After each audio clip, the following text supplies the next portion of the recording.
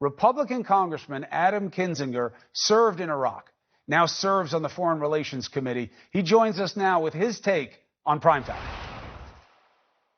Congressman, thank you very much. The president pushing back with a lot of determination to critics within his own party and without about his new policy about Turkey and Syria. He has two lines of defense. The first one is, this is what I promised. I'm getting Americans out. This is what Americans want. What's your take? Well, first off, president has to lead. And that's where a lot of times when people look at public opinion polls, it's America's knee-jerk reaction to want to get out of any war. I understand that, because they have to have leaders that explain why we're doing it. We're actually generally a pretty peaceful country. And so when the president says, look, I'm getting out because of all these reasons, and he talks about endless war and he talks about that kind of stuff, I mean, the reality is terrorism's real. And the decision to end a war is not really ours to make. When you have a whole group of folks that say, look, we're going to go and we're going to create a terrorist attack, whether it's in Iraq or in the United States, that's not our choice. They haven't changed their mind on it. And so, yes, it may have been a campaign promise, but when you become president, I think it has to be more than a campaign promise. And secondarily, too, what we're talking about is the exact kind of fight that those that were against, for instance, the Iraq war and everything else, we're talking about. A small group of American soldiers that can empower local indigenous forces to fight that fight. That's exactly what our troops are doing there. And now to say that somehow this is an endless war, I just have to vehemently disagree. The president says Turkey's our friend. This is his land. Turkey's got concerns. They say these people have terroristic intentions against them. I don't want to get in the way. Yeah, look, there's no doubt there have been real tensions between Turkey and some of the Kurds. Some of that Turkey is legitimately upset about. But that is painting the Kurds with a broad brush. Now, this is the group that we determined back under the last president that we were going to empower to push back and be what we weren't willing to do. We weren't going to put a lot of ground troops on the ground to occupy territory, so we asked the Kurds to do it. They did it willingly. They took a lot of casualties and a lot of death. And then now to abandon them because Turkey's still upset, it's going to send another message again. Too many times America in the past has left our allies behind because we just didn't want to be there anymore. What's going to happen in the next war that inevitably will come in our future history when we have to ask locals to fight with us? Are they going to trust us? I don't know. The Pentagon says they were surprised. People in military leadership around this president say they were surprised. The president says, I consulted with everybody like I always do. Do you believe the president on this?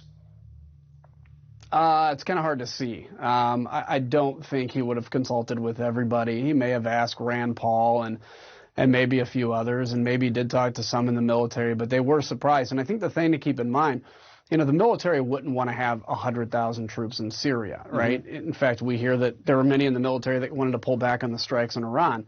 But they understand the importance of having a few hundred troops that can get intelligence from the ground that you can't get from the sky, right, that can empower local forces, which you can't do from the sky. And so, yeah, it's important. So, segue, here's what I don't get.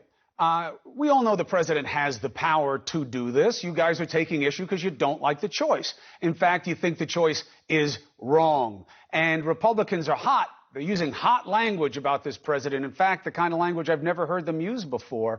Is this some kind of projection from all the emotion that's not being used on the Ukraine matter?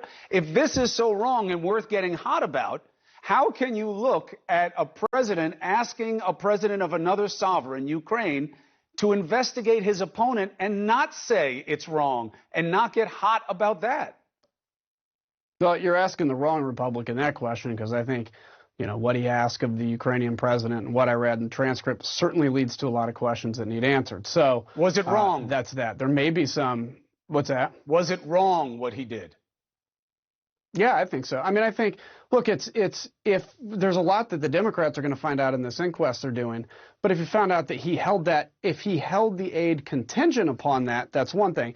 I think it's just wrong for a president to talk to a foreign leader about anything regarding our domestic politics, period. Now, the question, which we all get into, is, does that rise to the level of impeachment? And unfortunately, I think we're doing a disservice by saying you either have two options. You either want to impeach the president or you're defending him in everything he can do. I think there's something in the middle there, which is this can be wrong. I don't think it rises to the level of impeachment. The Democrats are going to find out everything they will, though. You can argue all day about whether or not it's worthy of removal of office, but that's not where your party is. With a few exceptions, and you're one of them, Congressman, they won't even say that it's wrong what he did. They'll say, oh, yeah, but what about Joe Biden? Oh, yeah, but what about Obama with Medvedev? And what about when Santa Claus didn't come on time?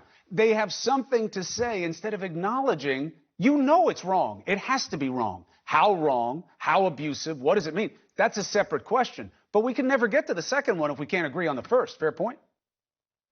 Yeah, I think it's a fair point, but it's also fair to say to my colleagues on the other side that are pushing this, that are saying, if you're not for, I mean, look, I've read all the comments. I don't really look at Twitter actually though anymore. Good but for you see people that say, well, if you're going to attack the president, you're never doing enough if you're not going to impeach him. Well, that's the problem then. Then everybody basically has to go to their corner. So I think if we can have a real discovery of, my view on it is this: there's going to be a day when President Trump is no longer president, maybe in a year and maybe in 5 years.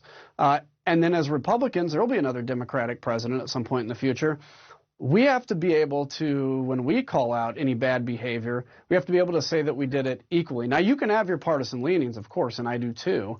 But I think when it comes down to things like calling out bad behavior, we have to do it. And we have to be fair all the way around. Congressman Kinzinger, thank you for coming on to speak truth to the American people. Appreciate it, as always.